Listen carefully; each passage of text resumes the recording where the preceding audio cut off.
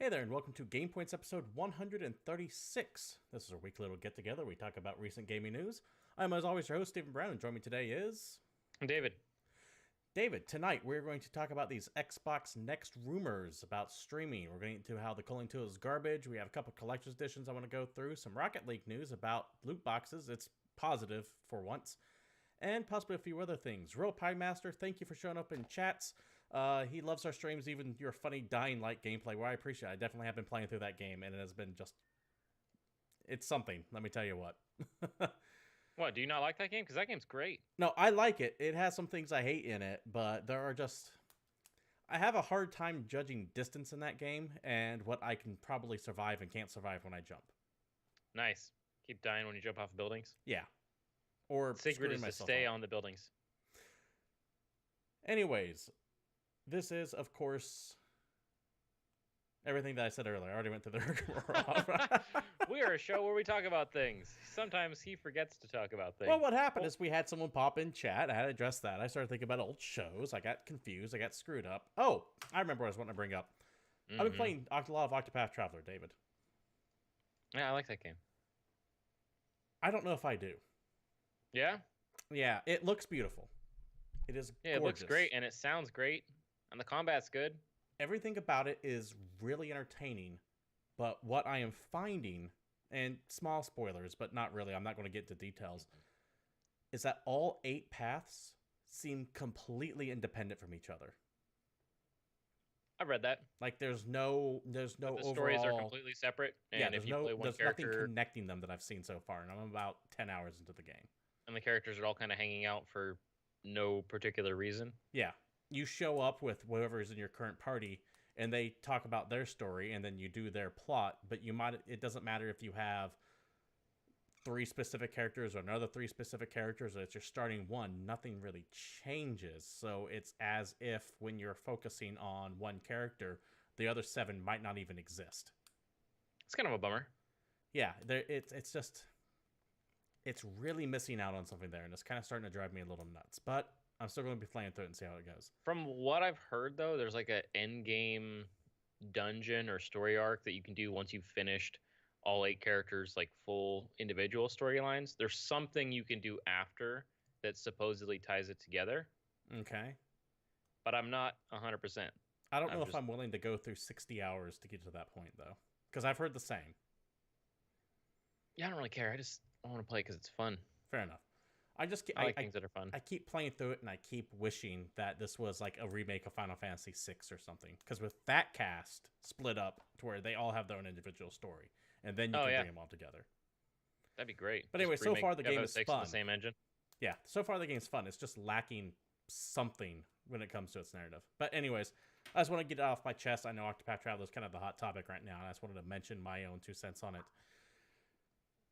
Anything you want to add before we get right into the news? Dude, I'm back to playing Warframe. It doesn't matter. Fair enough. It was announced for Switch, and then I'm like, oh, I like that game, and yeah, I'm helpless. I don't know what to do. By the way, if you're happen to be watching us live here at Twitch TV/GamePoints, feel free to join in any of these topics we're going to bring up, including this first one. Let's get into some rumors about the future of Xbox might be. I like this. Let's talk about it. Let's talk about Microsoft's plans for the future. I think this is a cool idea. This is the Thurrott.com. It's a site that I've never seen before, but this is the article getting tossed around everywhere by Brad Sams. Headline: a few more details about Microsoft's Scarlet gaming service. Going from the article itself. Back at E3, Microsoft mentioned they were working on a next-generation console. At the time, I noted this new console is a family of devices that was going by the name Scarlet. Since uncovering that little bit of info, I was able to dig up a few tiny bits of content about how Microsoft is developing its next-generation consoles. And yes, consoles, because right now they're playing 2 different pieces of hardware. First, Microsoft is building a traditional console that you would expect from the Xbox brand. I think it's important to point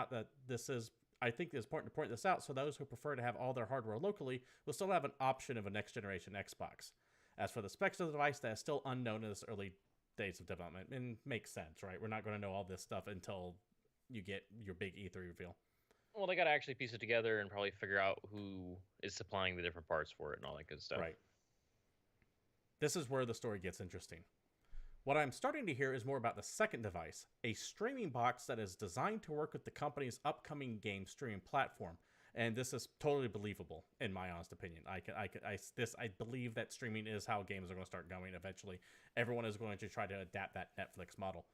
Going back to the article, the second console that the company is working on, it will be a lower powered device that is currently planned to ship with next generation devices that, let me read that again.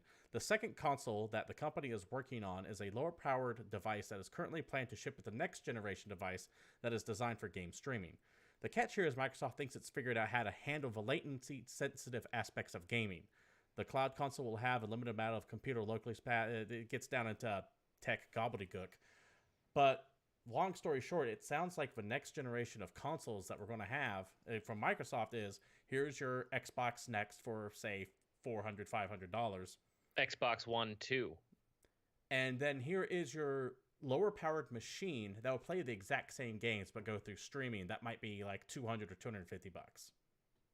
But you're going to pay the subscription fee. You're going to pay for Xbox Game Pass to play anything on it, basically. Yes. But remember the way Game Pass has been working with Microsoft. You get Game Pass, you get access to everything they've been releasing day one. Yeah, it's true. So it's essentially their Netflix fee. I see this possibly being the holy grail of gaming if they can pull this off, where here's a streaming console that streams input lag free with a $50 a year service that lets you play everything the day it comes out. See, the big thing is that lag free part. That's going to be the toughest section, because remember, OnLive did this. They had a whole streaming service. I could play games on a netbook that it had no business running. But, you know, every 30 seconds or so, I'd rubber band like crazy, or I'd have issues, or, you know, you're running it over the internet. It's not perfect. As everyone's internet gets faster and connections don't go down, this could be great. Yeah, but there's a lot of people still that this won't work for. And that's why I like the fact that they're still talking about making an actual next-gen console. Which is why this is believable to me, by the way. The fact that you were hearing rumors about both of these being developed side by side makes it more believable. Real Pie Master, thank you for the subscription. I appreciate it. As opposed to, you hear rumors about saying, oh, the next console is going to be all streaming or not streaming at all. I like this 2 SKU system because it'll be easy to do. You have your Xbox Next, whatever it's going to be called, and then you have your Xbox Next Lite or Xbox Next Live or something. You add like one simple sentence to it. The boxes can look identical, maybe one's half the size, and then here you go. And I believe Microsoft will be really smart to do this because this is their version of Steam Link. So I wouldn't be surprised if this thing was coming out at $200, hell, $100. You would eat the cost of the development to get people to subscribe to your service. Yeah, and then that's why they'll make their money back. Yeah, imagine if the tech on this works and they released this device. It just depends on how much it costs them to get the thing actually running. Right. But imagine, if you will, this device comes out. $50 for Xbox Live, $50 for Game Pass for a year, $100 a year for the ability to play online and have access to their entire games library. No, that's not even the part that I care about. Let's talk about the fact that the quality of the games will slowly increase. You buy one console, and normally you buy, you know, the new next-gen console, and people figure out the tips and tricks to make it so that it's the best it can do. But then you kind of have a plateau, and all the late-gen games for that all kind of look the same or similar. But if you have a streaming box, then there is no next-gen jump. Whatever they figure out to do on the back end is just what your game looks like. Right. Let me finish my thought here, though. So you figure $100 a year total for Xbox Live and the Game Pass. What if they sold these boxes for $100 total? For $100? Yeah. What if the streaming device was, they do the Steam Link thing? You know how Steam Link you'll see on their Steam sales for like 2 cents? Yeah. They're like, we don't care about how much we eat on the upfront cost. We want you hooked to our services. That means that box has paid for itself off likely in 2 years. Yeah. $200 to Xbox Live and Xbox Gold or whatever the hell, or a Game Pass. $100 for the box. So you figure the system itself, $200-$300 cost. They end up just imagine a next gen console even gonna cost for $100. That's pretty cool. I see it being closer to 200 to 250 myself, but if this is true, that could be that's big. That's huge. But of course, it relies on America's internet infrastructure, and as we both know, it's kind of garbage. It works great in some areas, but if you live, like, say, in North Dakota, you ain't buying the streaming box. You're going to be getting the actual physical console where you still stick the games in and all that good stuff, but they're still going to be carrying that if that rumor is correct. And that's all cool, and this is all rumor, but the big thing is that this is all straight from the Microsoft camp, and honestly, until there's games, who's going to look? Yeah, that's another big thing is that Like, they could release this box tomorrow, and if it just had the whole Xbox, like, one lineup, I don't think 1 million people would buy it. No, like, who cares, right? I mean, I like Halo, I like Gears of War, but it's not enough to get me to not buy Sony's console. And if I'm buying Sony's console for things like Death Stranding or that new Spider-Man game, why do I need to buy an Xbox One or whatever their next console is going to be, especially if I already have a PC? What's killing Xbox right now isn't their services, isn't all the cool stuff they've been doing, because they have been doing really good stuff. It's the fact that they have no exclusives at all. There is no reason, if I own a PlayStation 4 and a PC, for me to buy an Xbox. And they need to figure that out. Play some HD Blu-rays. I know you have that rager against against No, that's like that's the problem. Is like it's got a good sounding audio processor and it can play some HD movies. All that said, I think we're starting to see Microsoft realize that fact too, given that their recent E3 conference was them going, oh, by the way, here are 5 independent studios that we have bought, including Ninja Theory. That's impressive, especially if you ever played Hellblade. And they're going to be making games exclusively for Xbox. Well, there you go. Time will tell. So when do you think you're going to see this stream box? Next year? Year after that? It's going to get announced 2019. And coming out 2020?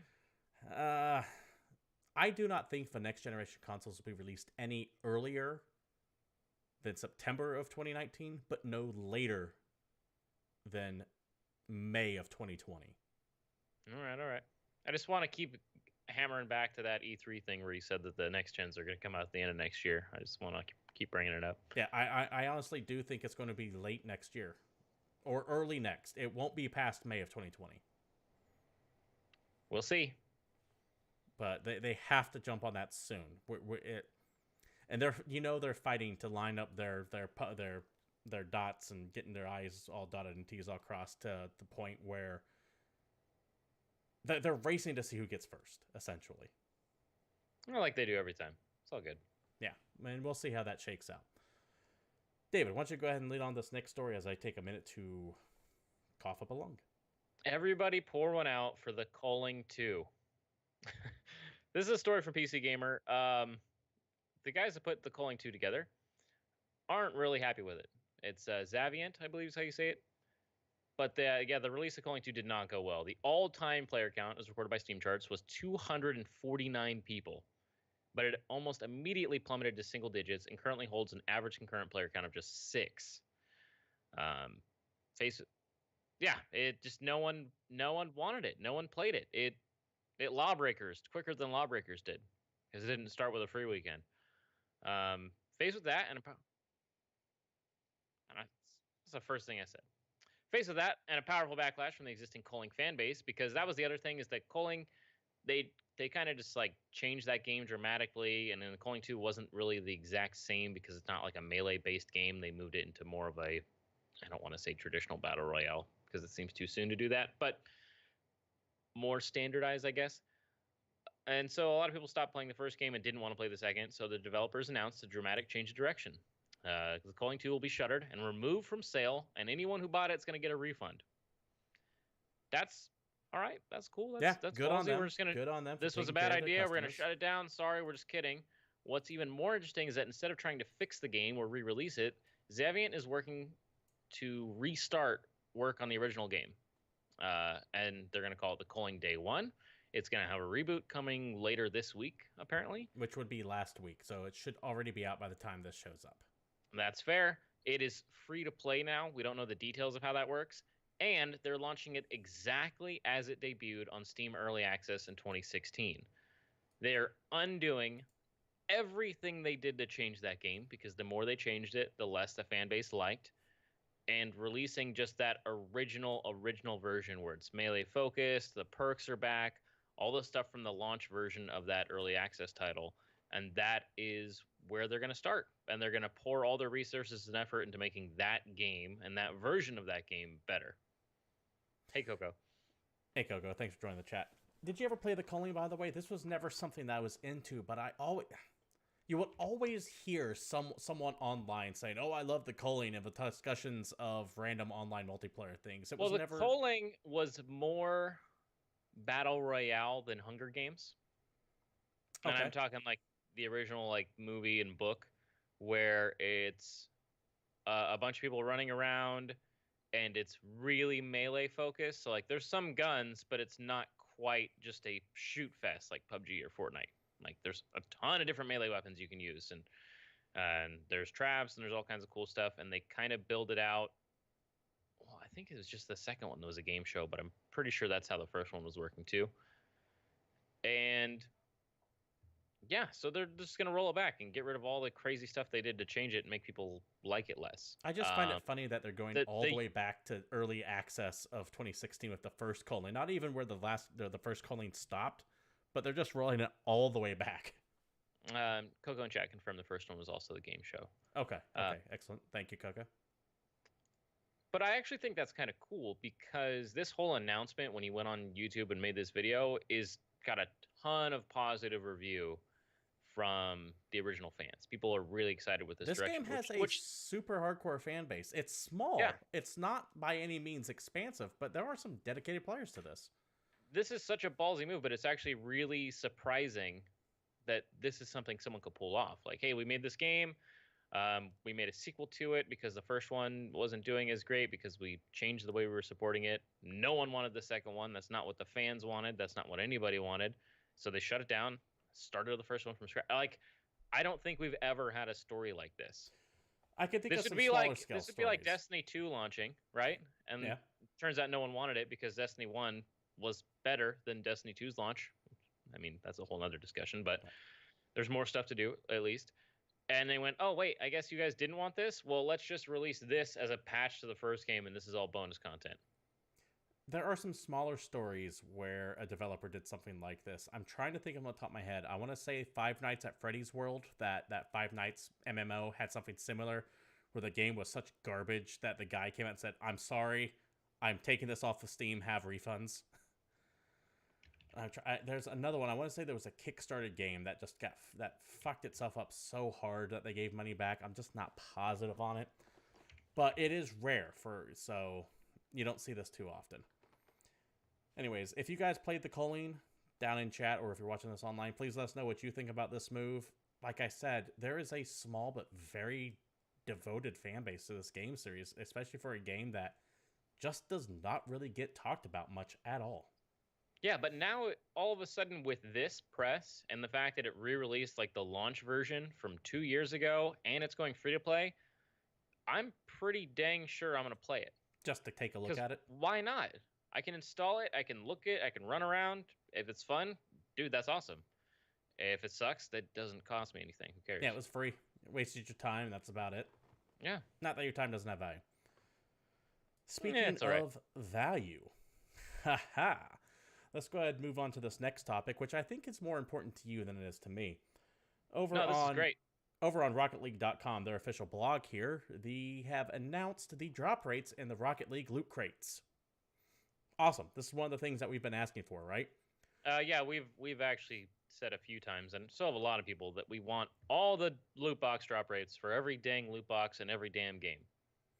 Right, and they did it. This is from the blog post right here. Hello, everyone. Ahead of some of the major changes coming to Rocket League later this summer, we'd like to talk about the Rocket League... Let me start over. Hello, everyone. Ahead of some of the major changes coming to Rocket League later this summer, like the introduction of Rocket Pass and our revamped progression system, we wanted to take a moment to talk about drop rates in our crates and keys system. Highlighted below are the rates for all 5 customization item rarity levels found in Rocket League crates. Rare items are 55%, very rare at 28%, import at 12%, exotic at 4%, black market item at 1%, with chances of receiving either a painted or certified attribute at 25% each. David, do you know what this means? Yeah, Can you break down absolutely. what this is? The cool thing is that this is the same drop rates that they've used since the crate system was in the game in September 2016. Just period. They haven't changed the drop rates. It's been the same. And a lot of companies won't talk about this. But So, basically, when I the asked, first thing can it you break does this is down for roll. me before you go into this? When they say import exotic and black market items, is that just their fancy way of saying It's rare, rarity. super rare? Okay, It's that's all it rarity. is. Yeah. Okay, I was just curious. Yeah, this is your green, blue, orange, purple, whatever colors above purple system. Um, rare is the base level for anything that's in a crate. So if you So spend not really a rare, key, is it? well, it's still rare because you're not going to find them just in regular play. Most items you get are common or uncommon. Okay. You can take a batch of items and squish 4 of them together to get something of the next rarity. So a rare item is still somewhat difficult to get. I mean, if you play a lot, then you can do it. Okay. So the first thing it does is it just picks what the rarity is, what you can get, and then after it does that, it decides if you're getting a painted or certified or not, and then it gives you the item. And I'm okay with it. I mean, a 1% chance for the highest rarity, I think, is fairly standard for a lot of like loot box style games. 4% for the next highest, 12, 28, 50. Like, I don't know. I don't think the spread's that bad. It's not the 0.001% for the highest rarity that a lot of people would assume. But I've never actually had issues getting cool items in Rocket League. I've felt that the crates work pretty well. Now, I know this is one of the big things we wanted companies that if they were going to use loot crates, even the companies that do it well, we still have some issue with, like, for example, Overwatch, etc.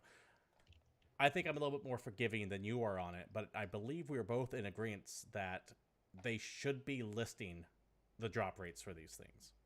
Yeah, I'd be happy if they all did it, and we just knew what they were up front. Which brings me to my next point, or next question rather. Do you think that Psyonix did this out of their own goodwill, or it's because other nations are starting to crack down on this stuff? For example, China, I believe, has forced Blizzard to announce whatever loot rates they have over in China. But keep in mind, if I'm recalling correctly, the law means they have to announce for loot rates only for China, so they could adjust those completely differently overseas. I think it's a little of both. I don't think they're just hard and fast saying, here's our loot boxes because other countries need the loot box rates. I think they're getting out in front of it before anything happens in the States that they need to reveal it. Okay. So it's a little bit of goodwill, like, hey, here it is. There you go. There's our loot rates, because they don't have to do it right this second. So they're just trying to jump the gun before everyone else has to. Is kind of what I'm thinking. When it comes to American, it still looks good, especially if you're the first ones out. Yeah. But yeah, I mean, everyone's gonna have to do it at some point. So. Yeah, and that's what I'm wondering, because as far as I can tell, these are the first guys to do it to where we see the American drop rates. Like, we can look over at the Overwatch drop. I think it's Overwatch drop rates in China and go, oh, this must be what they are over here, but not necessarily. There's nothing saying they can't change for drop rates depending on what country you live in. Yeah. Coco is of the opinion that it is because of impending laws, international or domestic, in their opinion. I think so. If we didn't have the giant loot crate disaster earlier this year, then yeah, they would not be telling us this. Or late last year, early this year. Then we wouldn't be talking about this at all. Although, speaking of loot crate disaster, have you played Shadow of War recently? Yeah, I heard they ripped out the marketplace in that. Yeah, it's like completely gone, and I think they cut the price of it by like 60%, so it's down to like being a $20 game, I think. Just in general, it's like a $30 That game's worth $20. Yeah. I liked it enough to where it's worth $20. The last hidden act to get the quote-unquote hidden ending of that game is complete and total bullshit grindiness nonsense, which is where they kind of force you to buy all that loot crates shit.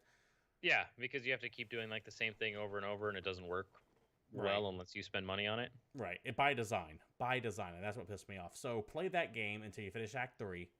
You get a very cool game, and then go YouTube like the last 2-second clip that you're missing out on, and don't bother with the Well, see, that's what I'm wondering, is if they dropped the microtransaction section of the game entirely, is the end still that grindy?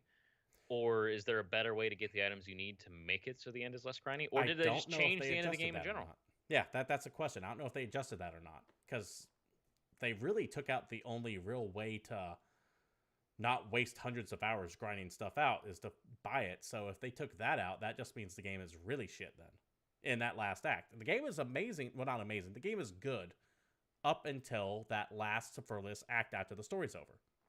All right, so part of the update that came out, last week on the 17th? Yeah, it was soonish. It complete removal of its microtransactions, bug fixes, balancing, changes to the last act of the game to make it less tedious. There it is. Okay. So yeah, apparently they made it better, and they made it cheaper. So look at that. So I was so mad at this game for the longest time when we knew what it was coming out to be. When we had the whole just loot box fiasco, and every single damn game that came out that I wanted to play had them. yeah, and the Shadow of War thing was ridiculous. Real Pie Master mentioned something that's kind of important to bring up in chat. He says that I'd like to see that happen with every random object someone buys. For example, baseball card companies to show every card has an equal drop rate of 1 or how many different cards they have. Essentially, I'm going to take this from the baseball card example and say Magic the Gathering. Yeah, I was actually thinking the regular TCG games that are pretty popular. Here's the thing, Because though. every pack is supposed to have a rare in it, but obviously those rares are valued way differently. Yeah. So that is where a little bit of the hypocrisy I find on this argument comes up, because a lot of people who scream about loot crates seem to be anecdotally okay with things like Magic the Gathering or other CCGs, where it's the exact same thing. You're going in blind. You're buying a pack that contains X number of items of varying wealth. I mean, isn't that Hearthstone? Yeah. But the same people who would bitch about Hearthstone don't bitch about Magic. And I don't think necessarily they're different circles, but it's still possible. I mean, people that play physical games over video games, it's pretty sure the video games are winning. Well, yes. Willing to bet. I'm not talking about who's doing better than what. I'm just saying that there is a little bit of hypocrisy, from my opinion, from what I see on my side of things, admittedly, where I see people call out loot crates nonstop, but say nothing about booster packs for a card game. No, I mean that's how Pokemon card game worked forever. That's how HeroClix works. That's how a lot of popular tabletop style games work, card games and whatever else. Right. So what's the difference though? How many people are paying attention? That's probably a good answer. I mean, honestly, until Magic starts releasing packs that just don't have rares in them. Okay. Yeah, that's a good answer. That it is just scale of eyes on it. Well, because that's the other thing is with loot boxes in games, you can spend $5 and you'll get completely random shit. As far as a lot of these work, completely random. So you can get an entire pack of just common shit. Yep. Or common shit that you already have. And while not necessarily always the case, it's sometimes assumed that the game knows what you have already. Well, I buy a pack of Magic cards. I could get a bunch of shit I already have to begin with. That's true. There's no difference there. You're guaranteed a rare. You're guaranteed 3 uncommons. You're guaranteed a whole bunch of commons. So is that the solution? Loot boxes can stay in place. They just need to guarantee a rare drop every time you open it up. I mean, I guess if you spend money on it. Because I know there's other games where you can buy that let you do that. I know there's other games that just you earn loot boxes, and they're completely randomized. I think that you were on something when he says just a number of eyes on it. Yeah. Once enough people start getting outraged about it, it feels good to join the outrage mob. The people that play the card games have been dealing with that system since 1980 something? Yeah. People that play video games have been dealing with this for about 3 years. Yeah, that there's also something to be said about that too. And it went from something that was kind of small, subtle, and then ramped up to insanity almost immediately. Whereas card games, probably been the same the whole time. Fair enough. I just fall back to the eyes on it argument too, because there's something about you have a handful of people screaming about something, and then more people join in, and eventually it becomes fashionable to bitch about it. And at that point, it hits critical mass. it hasn't become fashionable to do it about card games yet Although I because do of the also like size. There's less Coco's eyes on answer it. in chat. They mentioned that the difference is how much money they're making. Yes, Because yeah, video games make a Blizzard and shit ton of EA money. and Activision are making way the hell more money on loot boxes than Magic has ever made selling cards. Yes, they make more a year than I'm willing to bet Wizards of the Coast ever made in their lifetime. Anyways, enough of that. Let's go ahead and move on to the next topic. I think this is actually kind of cool. We haven't done a look at a collector's box in a long time, but for a game like this, I'm definitely into it. Resident Evil 2 remake. Oh yeah, I don't know if I'm going to buy it, especially for the price, but I'm into it. Resident Evil 2 got announced a couple years ago, and they finally showed a trailer for it at E3, coming out early next year. And of course, being a video game, you got to have a collector's edition with it. And there's one item in here I really like. Let me bring up the blog post from Capcom here. $200, way fucking overpriced, first of all. No way in hell I'm spending $200 on this. But you have all of your collector's editions fair stuff, right? So you get your digital costumes you unlock, you get the extra weapons, blah, blah, blah, blah. Let's talk about the physical things. One, a Leon S. Kennedy RPD version figure, 12-inch figure of Leon. 12 inches is respectable. It's a foot, so about the length of your forearm. Looks cool. I like the style to it. I just like the fact that they have the actual size of the figure announced, because I will always bring this up anytime we talk about a collector's edition. But the original Assassin's Creed, and the fact that it came with a statue of the main character that was the size of my damn pinky. Yeah, it was bad. It's good that they put that size on there. Cool. Not worth the cost. That package box, okay, whatever. It looks like the loot crate. Cool little throwback to the game. Art book, whatever.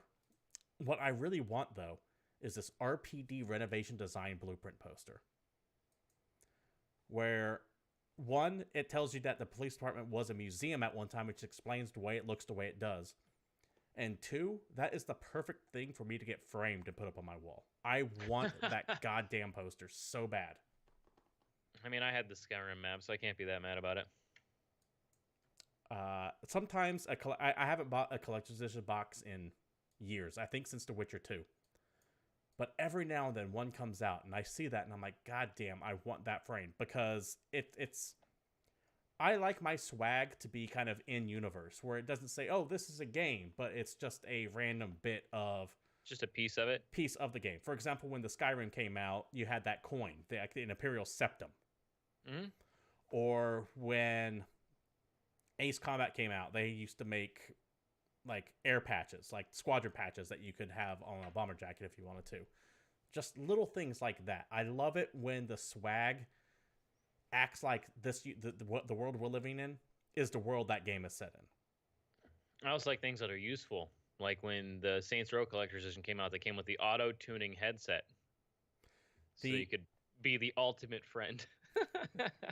The most useful thing I have ever gotten from a video game collector's edition, I still use it to this day, was for Resident Evil Outbreak. One of the characters in Outbreak was a mechanic, and they gave away for a pre-order bonus a tool set. Like, it's small little screw tools, but it was a full set that had, in the case that came in also has a flashlight. I still have that, and I use that to this day for any small tools I have to use. Dude, I'm going to bring it straight back to Saints Row, because I love that franchise, and I've seen many of those collector's editions, but I believe it was Saints Row 3 that came with a USB drive that had a cover on it to make it look like an actual, like, 5.56 round. Like, it looked like a bullet. And you take the front of the bullet off, and there's a USB in there. And it was like an 8 gig USB. Yeah, sometimes the swag is just awesome. Coco in chat saying he likes the infamous Second Son collector's edition because it came with a beanie, and he loves beanies. Oh, the protagonist beanies. That's right, because the guy was from Seattle or something like that. Now, that's cool. You can wear that. That's useful. Yeah. There's a bunch of games that came out with helmets, and then it turns out they were for tiny fake people that have a slit for a head or something. And that's what I hated. I remember bad collector's editions. Remember Halo. Let's talk about that Master Chief helmet that came out that one time that everyone was so excited about. That collector's edition probably sold like gangbusters.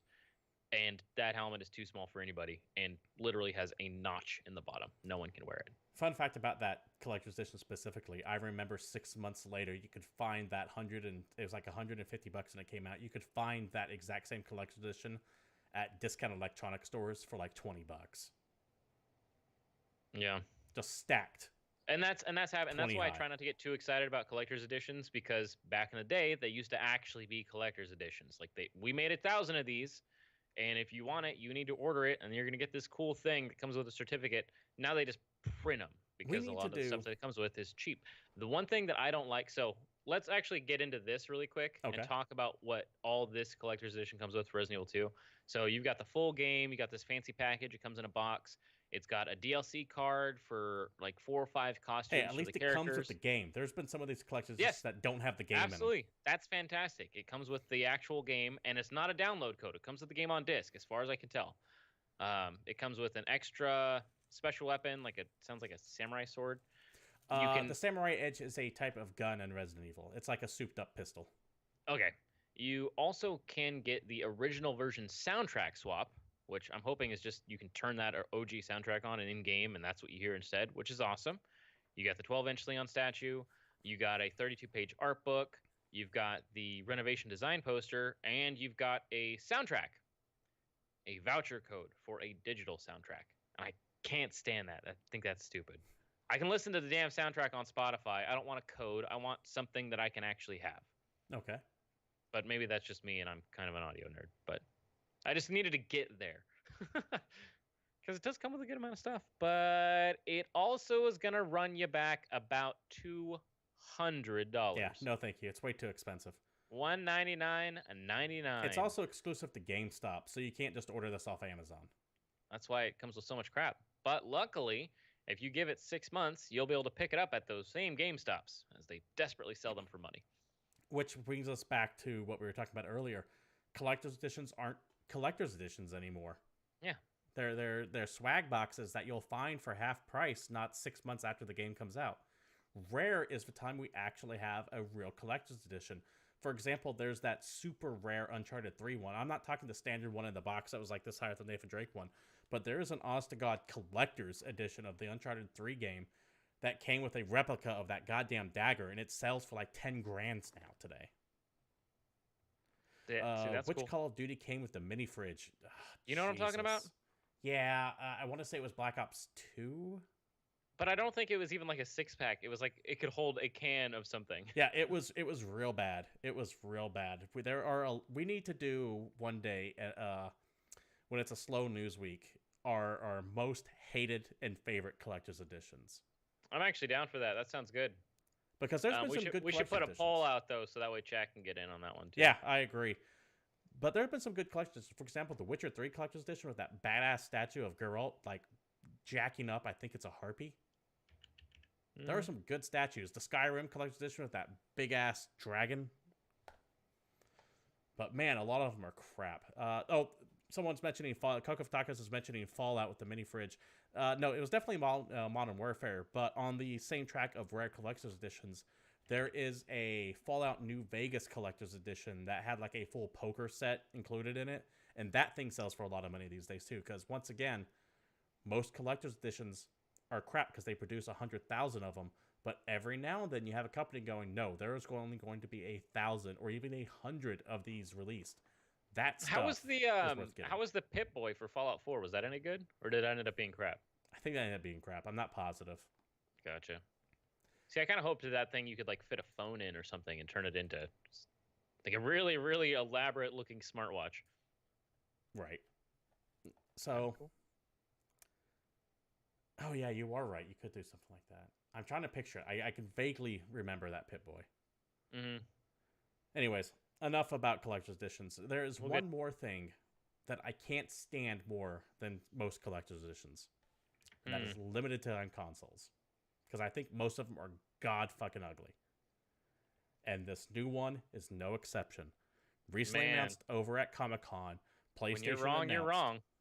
Incorrect. PlayStation announced a limited edition Spider-Man console. And I cannot stand the way this thing looks. You just don't like it? You don't like the big red console with the giant spider logo? No, I think it is ugly as fuck. Look how clean it is. It doesn't say Spider-Man on it. It doesn't say like Marvel on it. It doesn't say it. It's just a big logo. I It if says I didn't PS4 know on the better, front. I almost would say that you're into this. Actually, more than anything, I'm into the controller.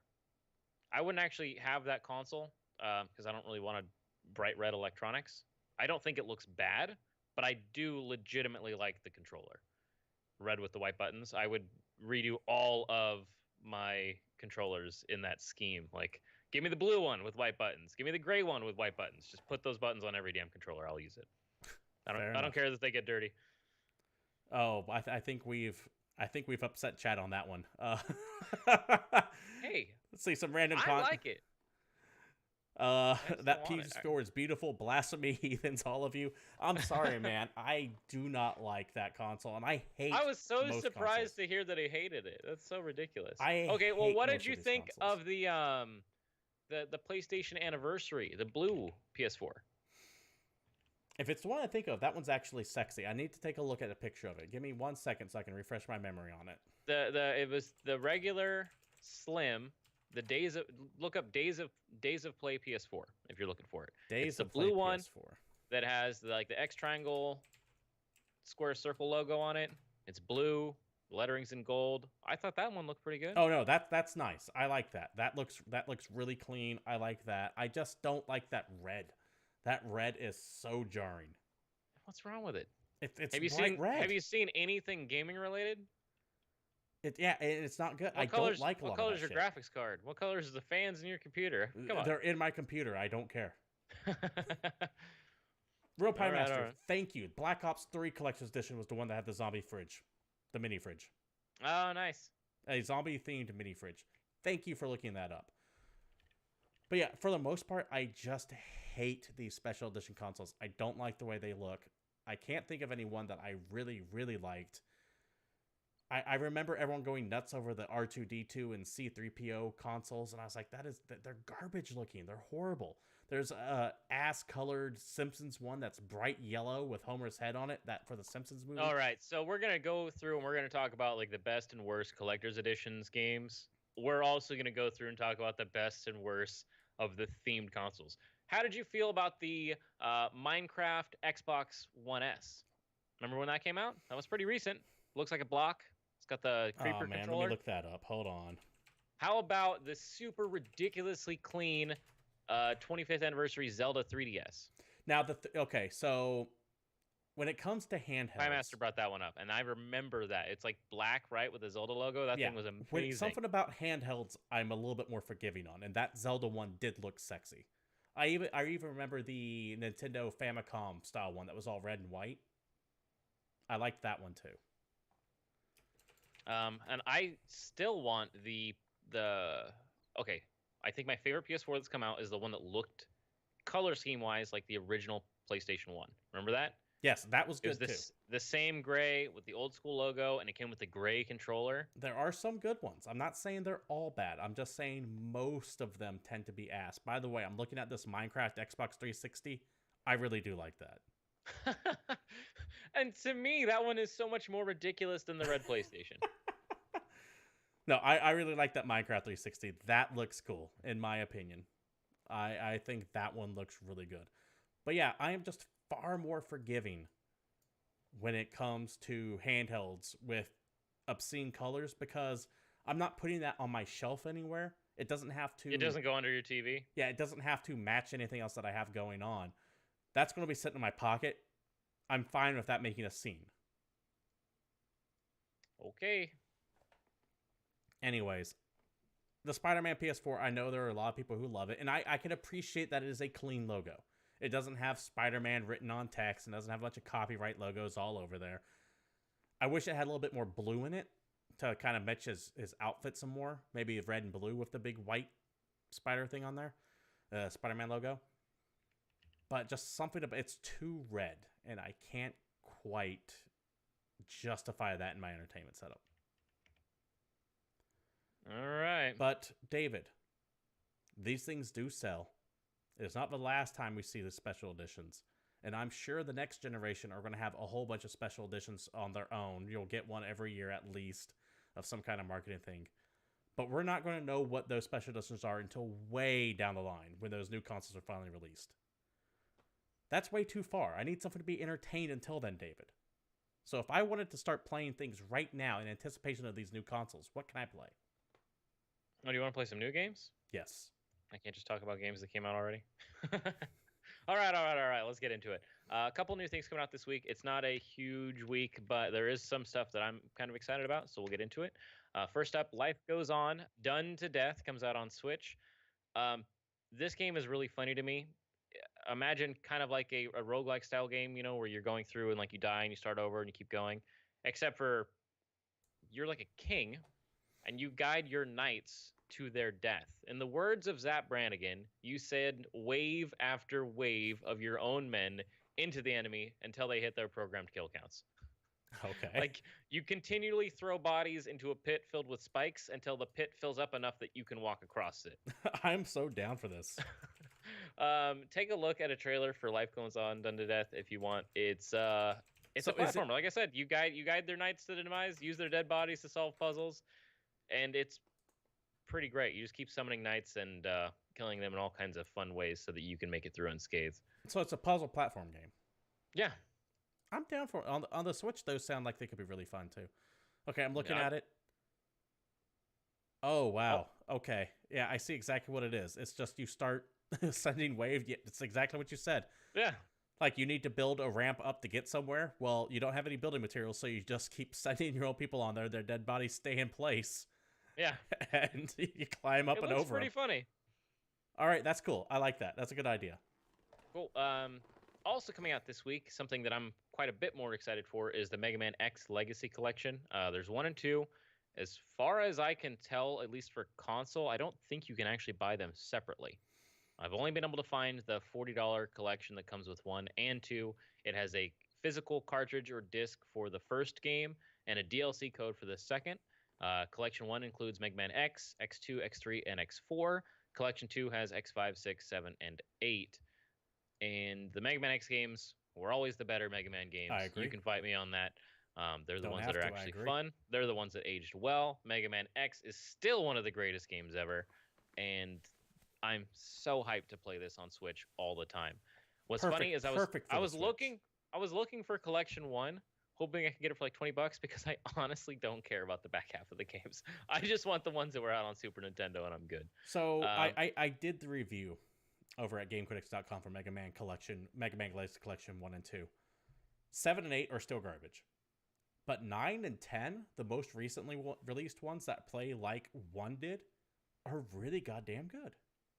Yeah, but that's Mega Man Collection. We're talking about Mega Man X. In which case I think 7 and 8 are still garbage. Yes, Mega Man X. Something about X7. Something about Mega Man games. The PlayStation 1 era stuff was just bad. Well, what are you gonna do? But you can play this. It's $40. You can play through all these games. It has challenge modes, boss rushes, map remixes. There's a big Mega Man X museum. It's all kinds of cool stuff. I wonder if this will still have the rewind function. Because one thing I loved about the Mega Man Legacy Collection, the original games, is that they came with a rewind button. So this has all kinds of extra features. So if the old one had it, it's probably in this one. It would be nice if it was in there. Yep. Also coming out this week, we have Narcosis on PS4. This game's actually been out on PC since, I think, early last year. It's a survival horror game that takes place in the depths of the Pacific Ocean. So you're stranded on the seafloor, low light, fuel tools. You're a diver who's basically slowly losing his oxygen and his sanity. Okay. It's got really positive reviews. A lot of people love this game because it's super immersive as it's been released on VR. It's on the Vive and on the Oculus on PC. Unfortunately, right now, this release coming out this week for PS4 is only on PS4. There's no announcement for PSVR. It's likely since it was released as a VR game in the first place that they're going to patch it at some point. But this one you can buy right now, as far as I know, doesn't have VR in it. And I mean, honestly, it seems like that's really the way to play it. So I don't know. Take a look if you want. If you want a spooky VR game, there you go. If you're looking for another underwater horror game, by the way, I'd highly recommend Soma. Soma's great. Yeah, it's from the same guys that did Amnesia. It's which is less proper horror. spooky It's less physical body horror and more Jesus thriller. Christ, what did I just watch? Especially the ending. The ending to that game left me hollow. But yeah, let's jump into another PS4 game coming out that's also a horror game. This one actually is in VR. I'm talking about The Persistence. So this is a sci-fi stealth horror roguelike. So basically, you're on a colony ship that's been overrun with mutants, and you die a lot. But you're actually playing as a clone of one of the ship's security officers. Basically, the only survivors was the security officer and like an engineer's brains were downloaded to the computers, and the ship has a cloning machine. So it just keeps cloning your dumbass. Every time you fall to one of the mutants on the ship, then you just get reprinted back on the bridge, and hopefully you've picked up some stuff or at least some new knowledge on the way, and you just keep pushing on, trying to make new upgrades and figure out how to get through the ship. You know, we haven't talked about PlayStation VR in a long time, but there's been some good mid-tier to low-tier games coming out for it. This, from the reviews and the stuff that I've read, this is actually considered to be like the best scary style game that people have seen on PSVR so far. I haven't taken a look at it, but I know you have one, so you should probably give it a look. Yeah, I'll have to bust it back out. I'm hearing some good things. Another thing coming out this week, we have No Man's Sky hitting Xbox One, and more importantly, the next update hits this week. So if you already own this game, because you're one of the tons of people who bought it on launch day and you didn't get a refund, this changes a lot. This makes the game much closer to the game we actually wanted when it released 2 years ago. So full multiplayer. You can see your friends, you can interact, you can hop on a ship together, you can explore together, you can build together, you can customize your character. Do you want to play as a Gek? Go for it. You can make unlimited bases. Back in the base update, there was like 1 point for the base on every planet, and you kind of had to build from there, and that was it. Now you and your friends can build a ton of bases and make your own damn city. Build wherever you want. It's great.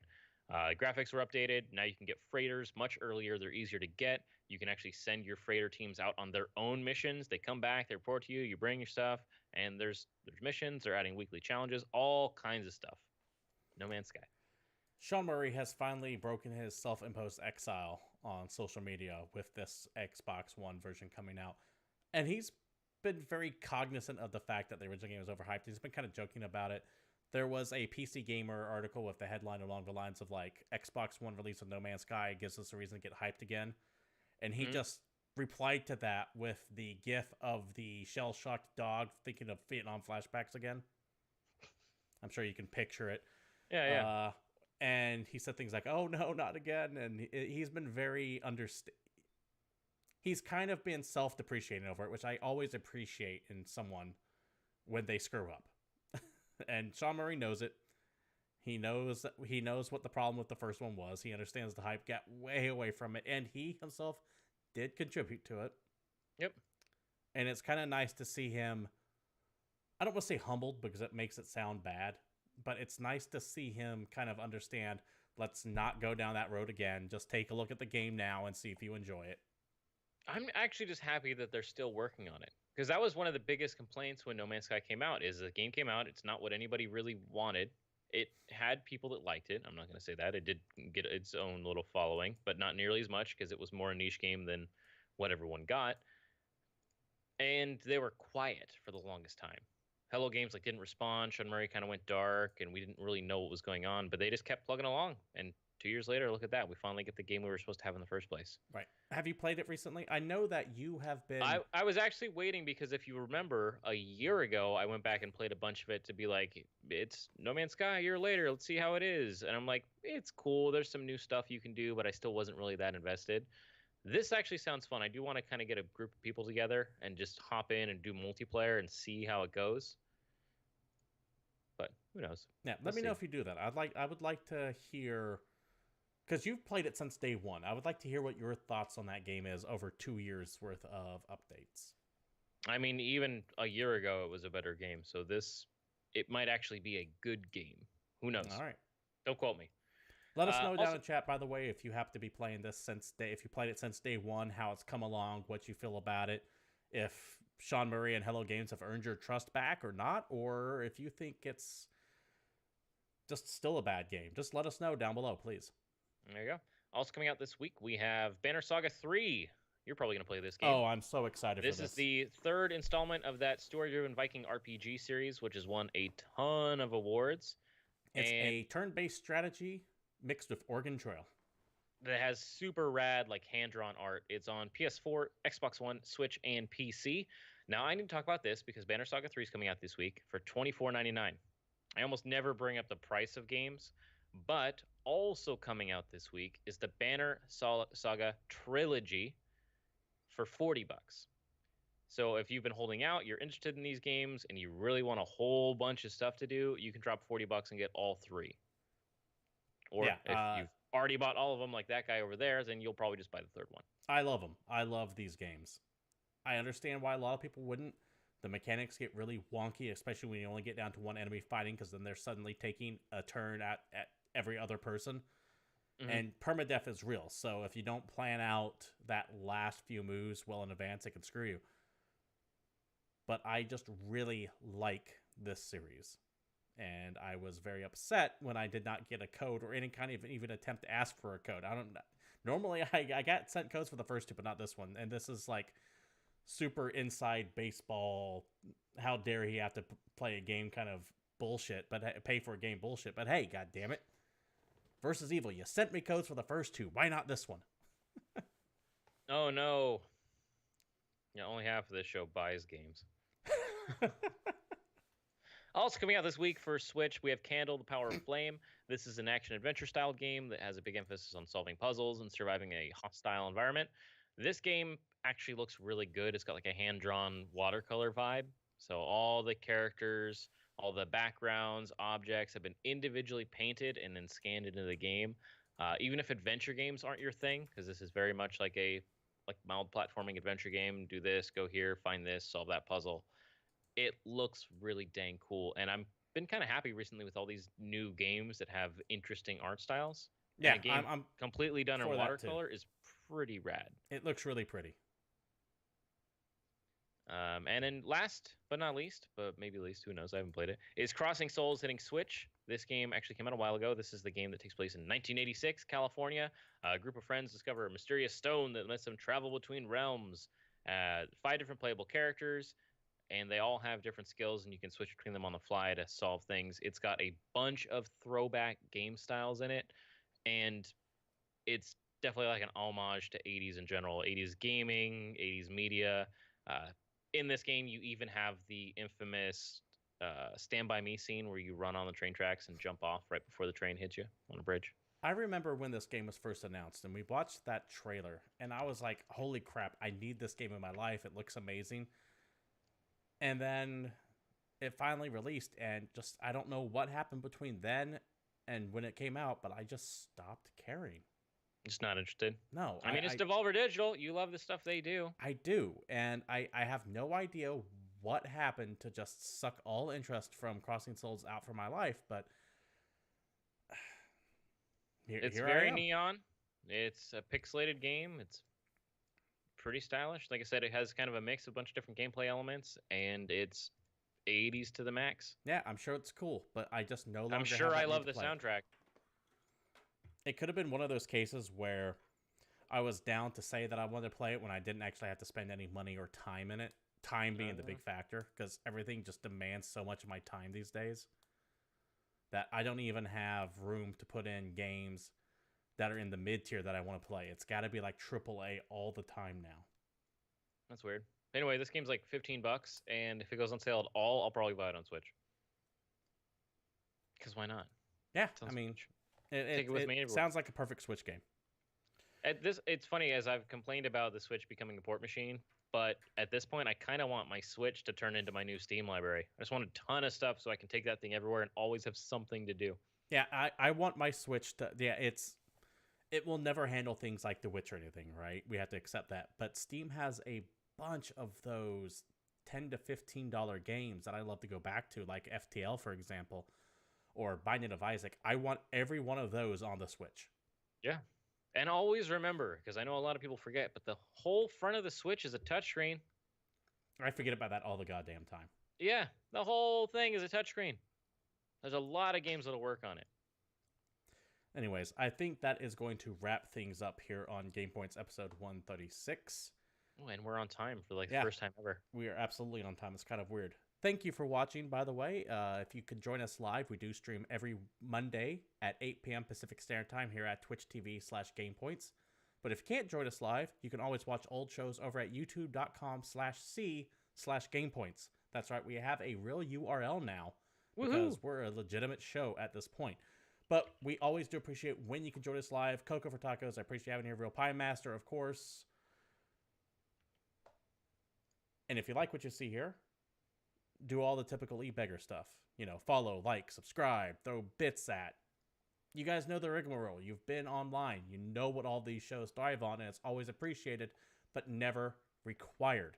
If you just want to hang out, please, Honestly, by all more means, than do so as anything, well. legitimately, just talk to us. Tell us what you like. Tell us what you don't like. Absolutely. Get into an argument with this guy on Twitter. I don't care. I think it's funny. Speaking of Twitter, you can follow the show at GamePoints PC. You can follow myself, Stephen Brown, at CapitalistPig21, and David over there at Palshife_Satori. Until next week, this has been GamePoints, and we're out of here.